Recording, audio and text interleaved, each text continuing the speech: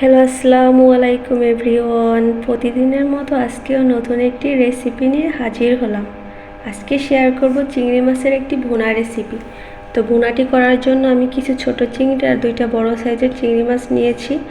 তো দিয়ে দিলাম হলুদের গুঁড়া, লবণ। তো চিংড়ি মাছটাকে এখন আমি মাখিয়ে নিব।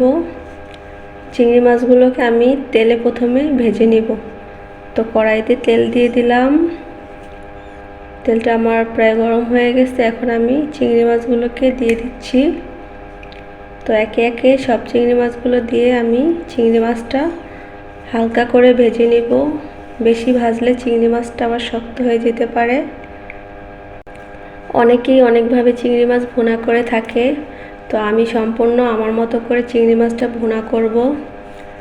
আমার মনে হয় কি চিংড়ি মাছে বেশি মশলা ব্যবহার করলে চিংড়ি মাছের যে একটা ফ্লেভার সেটা থাকে না। তো আমি আজকে কম মশলা দিয়ে চিংড়ি মাছটা ভুনা করে নিব। তো এক পাশ আমি উল্টিয়ে দিলাম। চিংড়ি মাছটা আমার প্রায় ভাজা হয়ে গেছে। এখন আমি উঠিয়ে নিচ্ছি।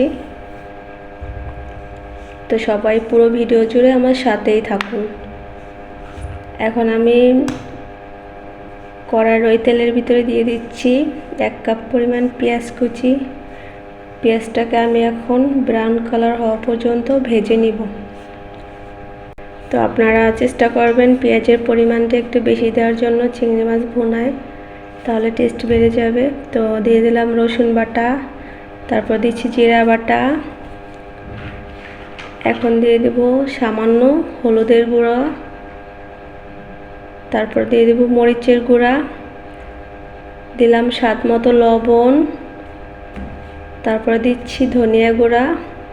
এখন আমি মশলাটাকে কষিয়ে নিব ভালো করে। তো কষানোর জন্য আমি এখানে অল্প পরিমাণে পানি অ্যাড করব।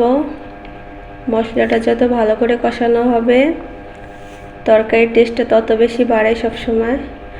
সবসময় বেশি কষানোর চেষ্টা করবেন মশলাটা। তো তেল উঠে গেছে। এখন আমি চিংড়ি মাছগুলোকে দিয়ে দিলাম। এবার চিংড়ি মাছগুলো মশলার সাথে ভালো করে মিশিয়ে নিব। তো মিশিয়ে নিচ্ছি।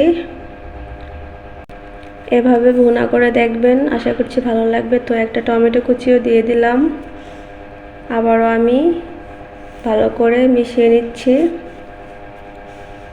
তো এখন পানি অ্যাড করলাম। আমি পানি অ্যাড করলাম এই জন্য, তাহলে মশলাটা চিংড়ি মাছের ভিতর ভালোভাবে মিশবে। যারা যারা নিয়মিত আমার ভিডিও দেখেন তাদেরকে জানাই অসংখ্য ধন্যবাদ। এই যে আমার চিংড়ি মাছ ভুনাটা হয়ে গেছে।